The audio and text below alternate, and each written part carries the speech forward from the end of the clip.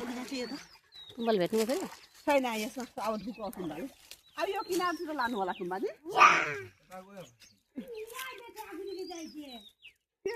मेरा यी हेर त यी फिस यो उत्ताजले पुगेछ अहिले आएन होला भाइ ए तुम्बाले भेट्नु भयो कावै रहेछ कावै उही कोतेरै आयो कावै अलिक रहेछ यो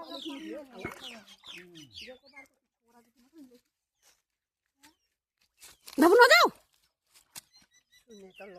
यो उतो माछा चाहिँ गिर्छ कि के हो पानी अलिक चाहिने थियो होला पानी लाउनु के लाउनु के गर्नु असै पानी भयो भने अलिक फेरि उफ्रिन्छ नि फेरि नै